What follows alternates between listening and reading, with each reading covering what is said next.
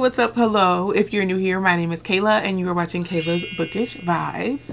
Today's video, as you can tell by the title, is going to be me sharing with you some of the books that are coming out in 2026 that I am anticipating. Typically, I try to break this video up into quarters, but I decided I'm not going to do that. I'm just going to make one large video with all of the books that I'm excited for 2026. Probably going to be more books announced later in 2026. I may share them in like vlogs or something. Also, I'm often asked when I upload these videos, like, how do I come up with a list?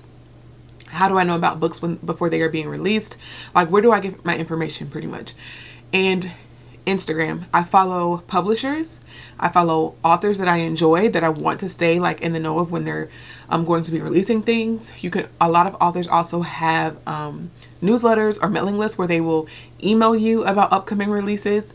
Also following other bookish creators. I don't know everything. Like, I'm not in these bookish streets every single day. I just don't have the time or the bandwidth to be. So following other bookish content creators will also help, because they will tell you when some of those books, just like you're watching me and I'm about to give you a full list. I am not the only bookish creator out there. There are so many amazing gals and guys who make lists. If I see something on that list that I think I will enjoy, I will screenshot it. So publishers, authors, and other bookish creators is typically how I come up with the books that I'm looking forward to for the following year. Again, I'm not really in these bookish streets like that. So if there is something that's not on this list and you think I would enjoy it, feel free to leave that in the comments down below.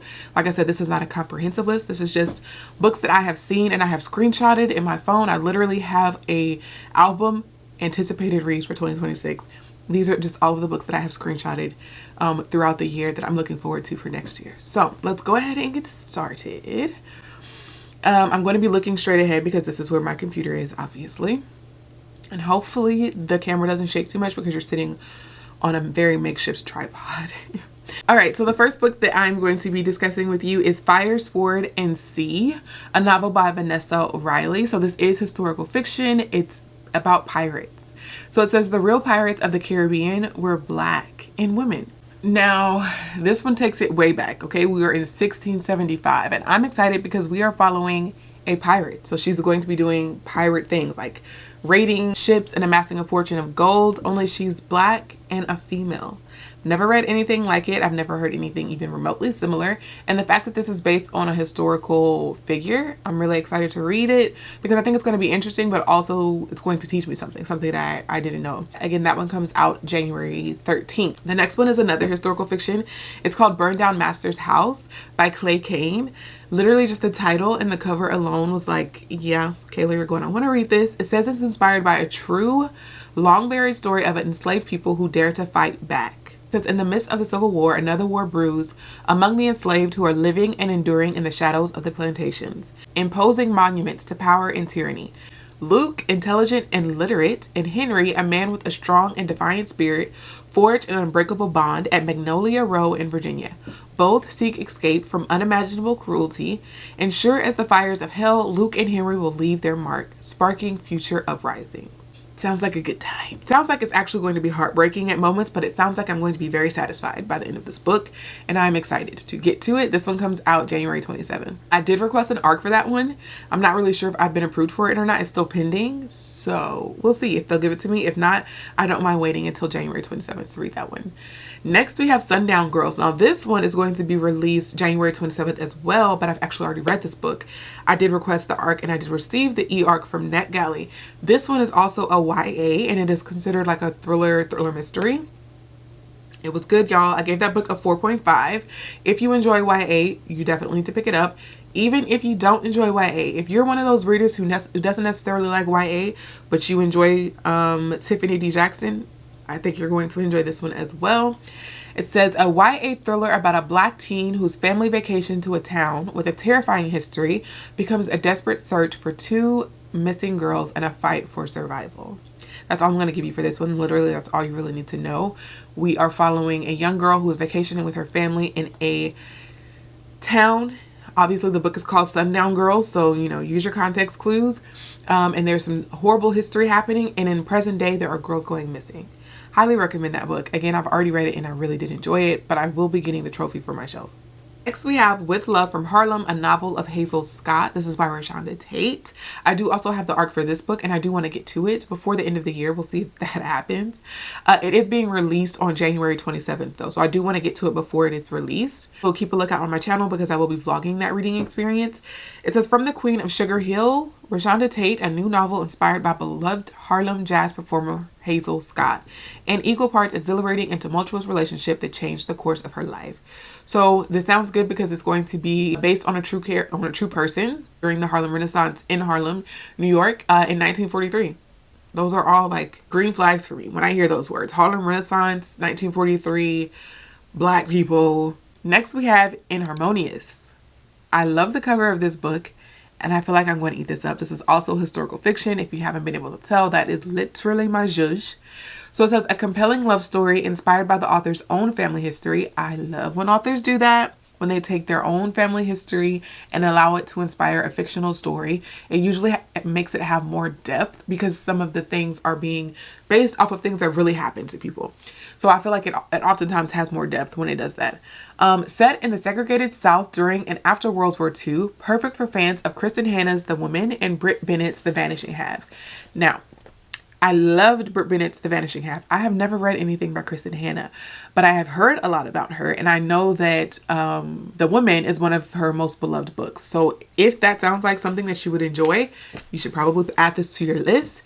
It says, when three young Black men enlist in the U.S. Army hoping to serve their country with honor, their lives are forever changed. So I love that we're going to get three different points of view, I believe. When Pearl Harbor is attacked in 1941, Cora's brother Benny rushes to enlist against the wishes of Cora and her mother. Able to pass as white due to his pale skin and light eyes, Benny reports for duty only to realize he's been mistakenly enlisted as a white man in a racially segregated military. So I'm assuming that's why it said if you are a fan of The Vanishing Half, you're going to enjoy this. Lee has been friends with Benny ever since he was a troubled teenager, and he's been sweet on Cora for nearly as long. When Lee enlists without telling Cora, she is heartbroken and feels betrayed by the man she expected to spend the rest of her life with. Meanwhile, family friend Roscoe, Roscoe, encouraged by Benny, offers to marry Cora in order to ensure that she and her mama, who both remain home, will be provided for should Benny not make it back. Benny does return, but his new white identity leaves him struggling to find his place in between in a country that only sees Black or white. As America promises post-war prosperity through the GI Bill to white veterans, Black soldiers are excluded. While the war may be over, the fight has only begun for Cora, Lee, Benny, and Roscoe. I'm excited. This just sounds like one that I'm going to eat up. It also reminds me of another book that I'm probably going to mention later in a minute, but I haven't heard anyone talk about this book and I'm so excited. So can't wait for that one to come out. If I haven't said already, this one is being released in February. So February 3rd, right in time for my birthday. Next, we have a romance. This one is also being released February 3rd. It's called This Ain't Our First Rodeo. It says, when life lassos Josie and Sean back together 3 years after their dreamy first date, their second chance at love is anything but easy. A big-hearted rodeo romance set in Houston, Texas. Sounds good to me. It's set in Texas. It's a second chance romance, which is my favorite type of romance. And it's cowboy. So it's giving very much Cowboy Carter. And you guys know how I feel about Beyonce. Sounds like the perfect palette cleanser for me. Typically contemporary romances are my palette cleansers because I read a lot of historical fiction, a lot of thrillers, a lot of horrors, a lot of fantasy. I read a lot of like heavier things and contemporary romances. I just like them nice and sweet because like I said, they are palette cleansers for me. So this one comes out February 3rd. I absolutely love the cover and I can't wait to get my hands on this. Again, it's going to be on my birthday wish list. Speaking of contemporary romances that come out on February 3rd, we have Skate It Till You Make It by Rafaro Faith Mazure. The weather might be icy, but the tension is red hot in this fake dating hockey rom-com. Okay, listen. It's a hockey rom-com and the characters are Black. Thank you. Absolutely. I will take that. It says Ari Shumba never expected to make it to the Winter Games, let alone be the one to lead Great Britain's women's hockey team through the most important competition of their lives. But when an unexpected injury catapults her to the role of team captain, Ari reluctantly shoulders the responsibility, all while trying to dodge her toxic ex. Drew has always feared taking risks, but after uncovering a family secret, breaking up with his ex-girlfriend, and dropping out of graduate school, he's desperate for a fresh start. So when he finds himself in London for the holidays, he decides to rekindle his hidden dream of becoming a professional photographer. I love that.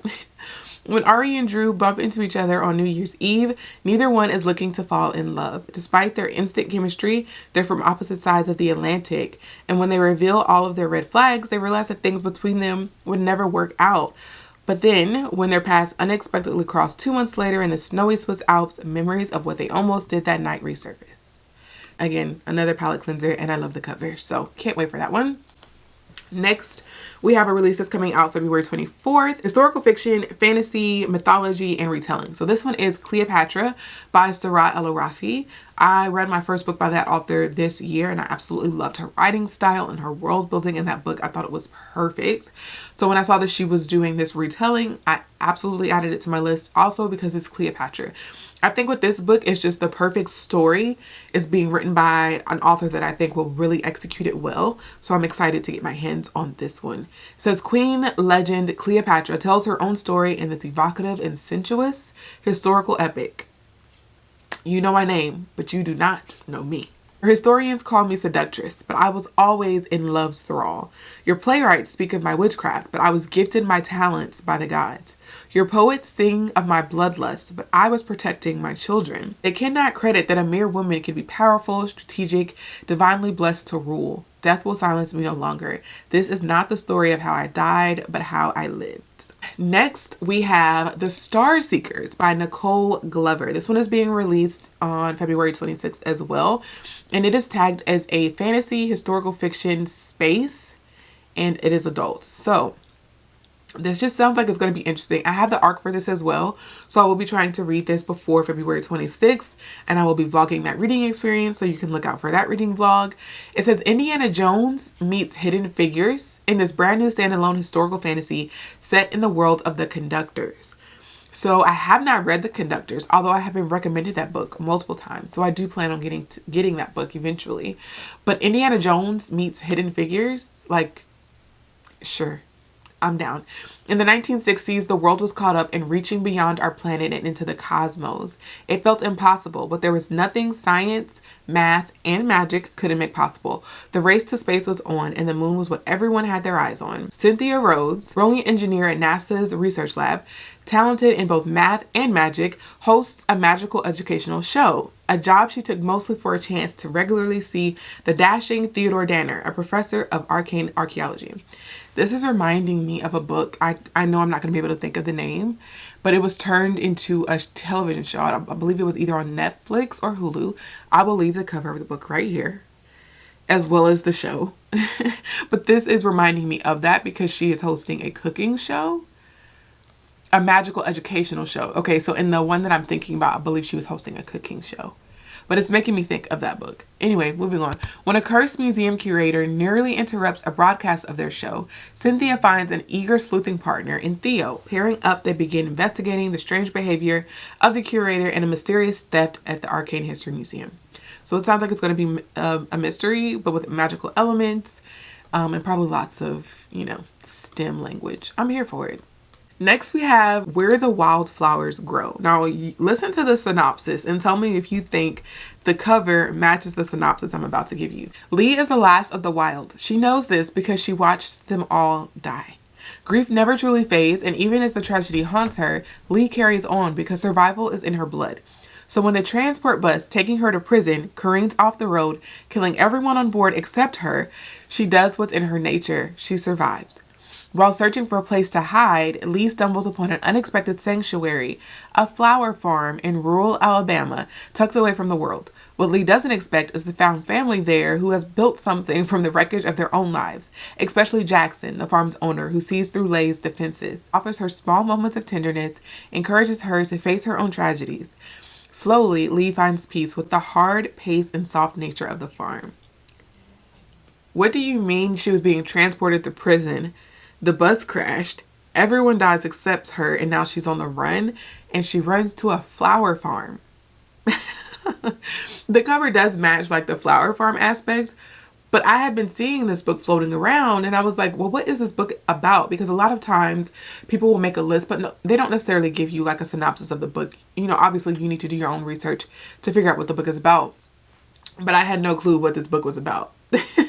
When I read the first half of that synopsis, I was like, okay, yeah, I will add this to my list because I want to see how this turns out. So can't wait to get to that one.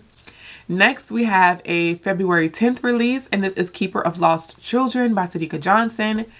I've already read this book and 5 stars. I believe in my reading vlog, I gave it 4.5 stars.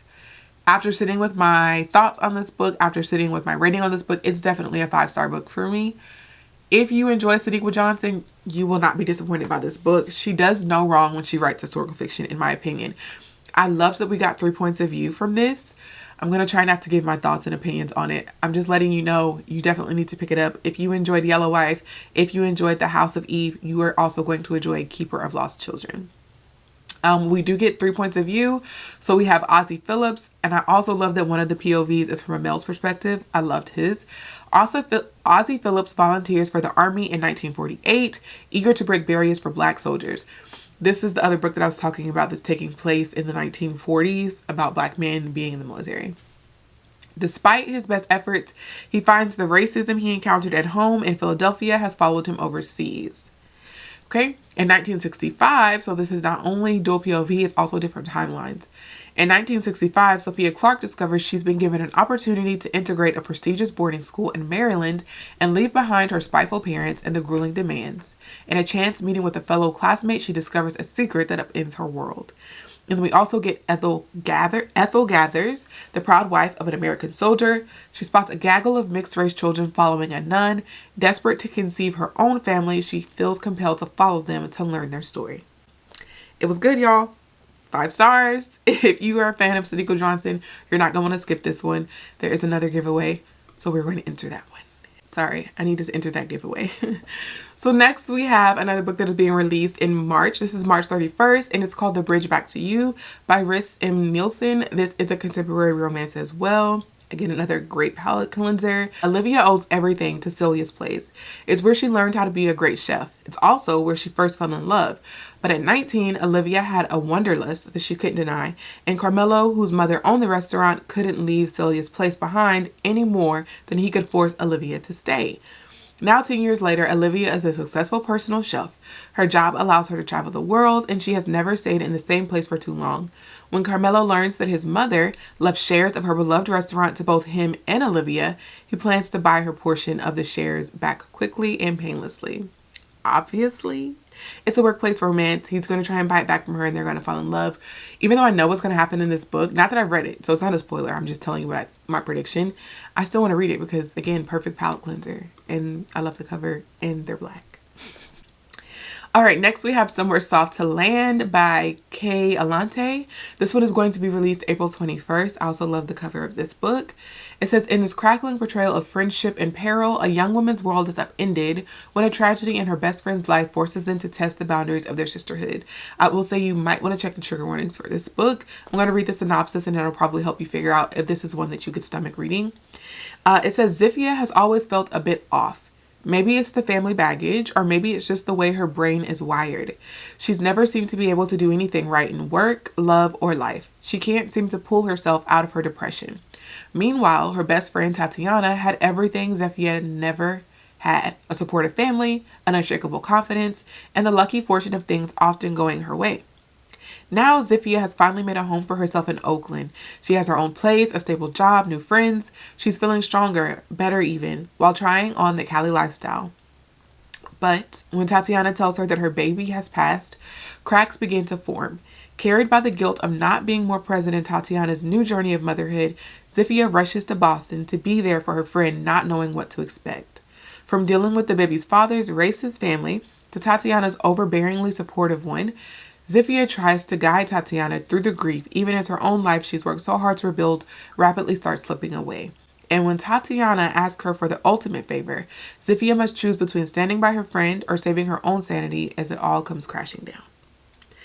Sounds like it's going to be a true testament of friendship, a true exploration of friendship, but it does sound like there's going to be some hard things discussed. So again, take care of yourself. If any of those things were triggering for you, I don't recommend that you pick this one up. But if that is something that you could read and you think you could enjoy, that book is going to be released again April 21st. Next, stunning cover on this one, okay? One of You by Erin E. Adams. This one is being released April 6th. The cover is so pretty. I really hope the gold letters on this book is foiled. It looks like it is from the photo, but obviously I won't know until I can actually hold the book. It says a mysterious outsider torments two Haitian American sisters, forcing them to confront dark secrets from their family's past in this powerful psychological suspense novel from the acclaimed author of Jackal. It's tagged as horror, thriller, fiction, mystery, adult, and mystery thriller. So it is tagged as horror for all my scaredy cats out there. It says, what would you sacrifice to become American? Everything about the Bouclair family seems normal, almost perfect even. They immigrated to New York City from Haiti years ago, looking for their own piece of America's promised riches. They go to church, they're good neighbors, and their two daughters, Judith and Beatrice, have typical sibling rivalries that keep things interesting. But beneath this polished exterior, something is just slightly off. There's malice wanting to reveal itself. When their mother unexpectedly dies, Judith and Bee are overwhelmed by a mob of relatives, friends, and church ladies. Amidst taking care of the funeral, they meet Lebete, who claims to be a close friend of their mother's. Bee welcomes her, but Judith is immediately suspicious. Their mother never mentioned Lebete, and yet she seems to know everything about them. After a series of unsettling events, a disfigured doll disappearing in their attic, childhood photos of Bee vanishing, and a mysterious illness suddenly afflicting their father, Judith and Bee are forced to dive into a hidden world of mythos and question Lebete's role in it all. What they learned could threaten the bedrock of the entire Bouclair family. So, sounds interesting. Love the cover, and I can't wait to read that one. Next, we have another romance. This one is also contemporary, released on April 14th.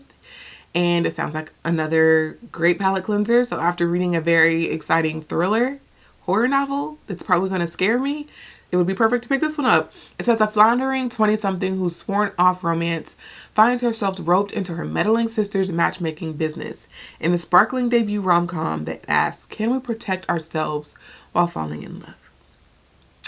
Kaya Harper may not have a plan for her life, but she knows that she won't be falling for somebody's dusty son promising forever. She'd rather spend the summer after college having disappointing one-night stands and watching crime show reruns. Fair. At least she won't be caught off guard since she already knows how all those stories end. But when her very pregnant and newly single sister calls her for help, Kaya reroutes, stumbling back home to suburban Connecticut and into the business plan of her sister's new matchmaking company.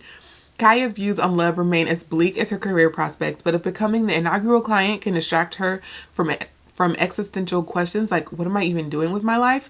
Kaya will suffer through a few bad dates and call it a favor. When Ro Jackson finds Kaya stalled on the side of the road, he isn't put off by her attitude. His steady disposition is Kaya's opposite and makes him exactly what she needs. I love me a good steady disposition in a man. Obviously, it sounds like Ro and Kaya are going to get along very well. So, I'm excited about that one. Next, we have To Steal a Throne by Gabby Burton. This one is going to be released April 7th. I am absolutely obsessed with this cover. This is YA, and this is a romantasy. So, keep that in mind.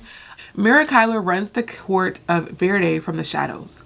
Ever since she helped her half-brother Luke cheat his way into the role of Verde's leader, she's used her lie-powered magic to collect secrets from members of the court, and she's used those to blackmail others to keep her brother in power. But when newcomer Kadrin shows up and challenges Luke's leadership, he threatens the stability Mira has worked so hard for. Kadrin also has magic that can detect the precise nature of someone else's power with a single touch. Interesting. If Kadrin so much as brushes against her, everyone will discover that Mira is the one who's been manipulating the court for years. As Kadrin and Luke compete in 3 deadly challenges called the Trials, Mira realizes that no matter who wins, she'll be stuck serving a mediocre man who doesn't deserve to be in charge.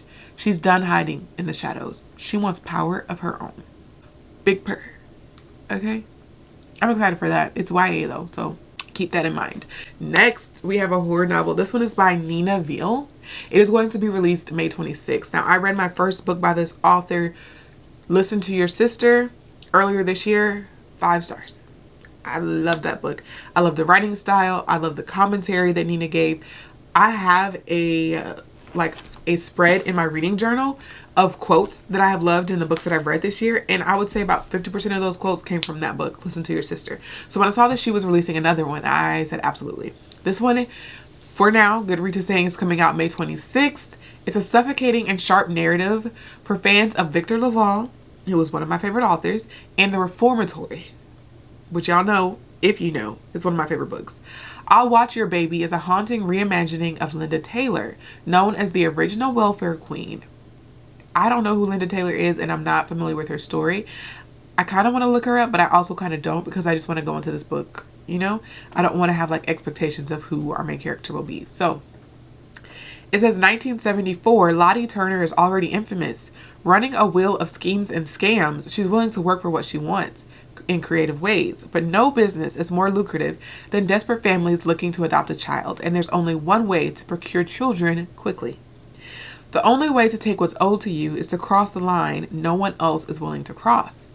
1994, so we're getting 2 timelines. The first one was 1974, now we're in 1994. Bless has finally found the family that she deserved. After suffocating slowly with lackluster parents and a non-starter past, she's found the friends that mean everything to her, that she live and die for. As they make their way across the country, one smash and grab at a time, Bless is used to acting fast and thinking on her feet. But someone is playing a long game. Someone has unfinished business. Soon, Bless is trapped in a web of horrors, past and present, where the only escape hatch is a path only she can walk, if she finds the courage to take it. So, sounds like 2 girlies doing very illegal activities, and it's a horror novel. So I can't wait to see what commentary she works into this one. Next, we have Score by Kennedy Ryan. This is a contemporary romance being released on May 19th. I feel like this book doesn't need an introduction. There's actually no blurb on this edition on Goodreads, but this is the second book, and I believe the Renaissance series by Kennedy Ryan. The first book was Real. Loved that book. Ate it up, 5 stars, and this is following a different couple from that book. So I can't wait to read that, y'all. I know we all can't wait to read that, but it comes out May 19th. I'm trying my best not to request the ARC. I just want to read the book physically, like with my hands on the pages. So I'll just wait patiently until that one comes out. So the next book we have is Gallon, A Romance in Black, and this is by Walter Mosley. I have never read a book by Walter Mosley, which I know is criminal to say, but it says that this explores the lives of Black characters and one remarkable family through a lens both universal and unique. It touches on the lives of those whose deepest thoughts and motivations are seldom explored, including the neurodivergent, the incarcerated, and the immigrants tortured by their past, characters who will stay with you and change how you see the world. First of all, I love the cover. I would literally hang this cover up in my home as art. Gallon, a brilliant young Black man, is the son of 2 seemingly mismatched parents. His mother, a gifted scientist whose own mother expected her to exceed all the achievements in her family, and his father, a gentle cook at a small vegetarian restaurant, whose nature shows the young woman a radically different love and understanding of life, despite his inexperience and lack of education. I love that. His parents' grand love story starts it all off, setting us up to follow Gallon and his family so deeply that each new twist and turn feels personal. This sounds like it's going to be good. The journey through Gallon's coming-of-age tale as he ventures out into the world is marked with peaks and valleys and such a drive that you can't help but strap in for it all while not wanting it to end. Yeah, this sounds like it's going to be a good one. Sounds like it's going to be a good one. Speaking of covers that I would literally hang on my wall as art, Smalley by Eden McKenzie Goddard is also a cover that I would legit hang in my home as art. This one is, I believe, historical fiction. So it says, in 1961, 19-year-old Lucinda Brown travels to England in search of her lover, Clarence Braithwaite, a jazz musician who left Barbados to join the British Army. Aboard the ship to Southampton, Lucinda meets Raldo, a freewheeling Trinidadian who offers her the wild freedom that both her old life in Barbados and the life that awaits her in Britain lack. Driven by loyalty and the memory of the little boy she left behind, she chooses Clarence, though soon realizes that he is no longer the saxophonist she fell in love with, but a veteran at war with himself. So, sounds like she's going to be very disappointed with Clarence. 50 years later, Patrick Brainwaite, a father, husband, business owner, and recovering alcoholic, has to rally his 3 siblings when their mother receives a letter from the home office that tears their life apart. They need to prove their mother's legal arrival to prevent her deportation, and to do that, they need to find a man their mother once loved, known only by the name of Raldo. There are quite a few books on this list that are going to be discussing immigration. So I'm actually really excited about that, and I can't wait to get to this one. So this one comes out May 28th. Next, we have another palette cleanser. This is my favorite author to write romances, to write my romance palette cleansers, and that is Christina Forrest. She's coming out with The Summer Girlfriend. This one will be released in June, so June 9th. It's a standing girlfriend and a handsome business heir find that their fake summer fling is feeling way too real in this new romance. Noelle Lewis doesn't have time for long walks on the beach, brunch with the girls, or summer vacations. She's too busy saving up to go back to college. After recently getting laid off from her bookseller job, her main gig is now serving as a stand-in bridesmaid, which doesn't pay enough for the upcoming semester's tuition. Then the perfect, if not unconventional, opportunity arises. Jeremiah Smith, grandson of the founder of the Smith Sweets, a well-known baked good company, once lived a life of frivolity. Since his grandfather's death, Jeremiah has tried to clean up his act, but it's hard to focus when his family requests that he join them at their summer house. To avoid going there, Jeremiah claims he already has plans with his girlfriend, and of course his family tells him to bring her. The problem, Jeremiah doesn't have a girlfriend. Child. So it looks like Miss Noelle needs a job and Jeremiah needs a girlfriend, so we can deduce what exactly. I'm excited. Next, we have Ghost in the Night by Tiffany D. Jackson. This one comes out in August 4th. This is a middle grade, and it is a mystery thriller. But if you are familiar with Tiffany D. Jackson, it doesn't matter if she's writing YA or middle grade, you're probably still going to want to read it. Okay? I'm excited for this one. I love the cover of this book. If you read Blood in the Water, then you're going to realize that like the covers are very similar. I really wanted her to make Blood in the Water a series where we follow that main character on different like amateur sleuthing situations where she cracked different cases, and I thought that's the direction she was going in with this book, but it's not. This is a completely different person, a completely different story. They are not connected in any way. This one takes place in Savannah, Georgia, which I love. Savannah, Georgia is a city on edge when 12-year-old Harmony arrives with her blues musician father for a summer gig. The recent disappearance of a local boy remains unsolved, and the trail has gone cold, leaving the simmering community without answers for closure. Savannah, with its mossy trees and ornate old homes, is also a place rich in history and ghosts. Ghosts are what pique Harmony's interest. Still reeling from her losses back home, Harmony wants to believe in ghost stories, but it isn't sure what's real. When she goes to one of the many ghost tours around town, she takes a photo of what might be a ghost. Or is it a hoax? Harmony and her friends look into the truth behind the ghost picture. They stumble into a dangerously tangled web of ambition, lies, and murder. Can Harmony unravel the mystery in time, or will she have to give up the ghost? I'm excited for that. Tiffany, we all know, Tiffany knows what she's doing when it comes to these thrillers, so I'm super excited. The fact that it's taking place in Savannah, Georgia makes me even more excited because I love Savannah, Georgia. And they are right, it is very rich in history. I love the cover of this because I feel like they captured the mossy trees of Savannah perfectly. So super excited. Speaking of books set in Savannah, Georgia, this is the last book I have on my list, but it's also set in Savannah, Georgia. This one is adult though, and this one was written by Adele Sandine. It's called These Walls Remember.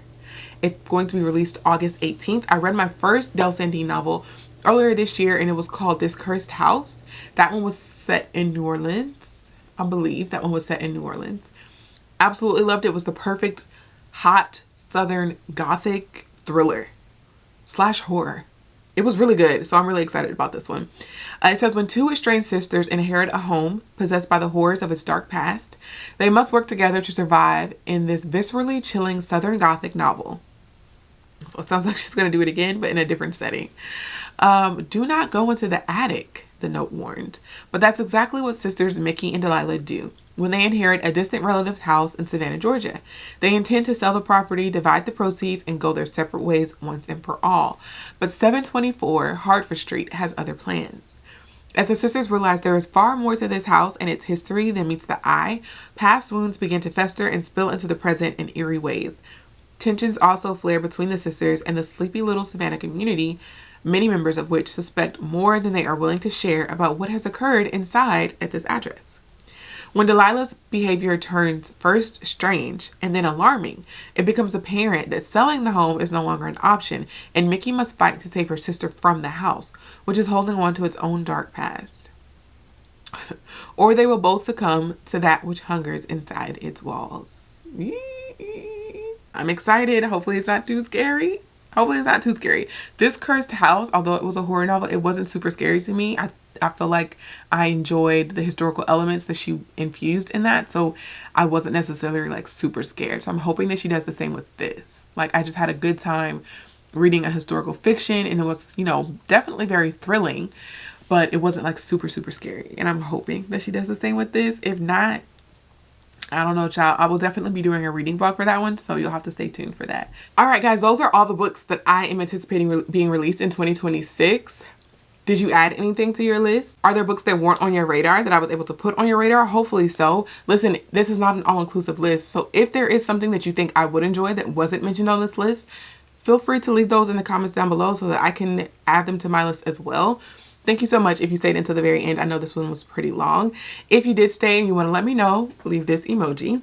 Also, don't forget to like, comment, subscribe, and hype. And I will see you guys in my next one. Bye.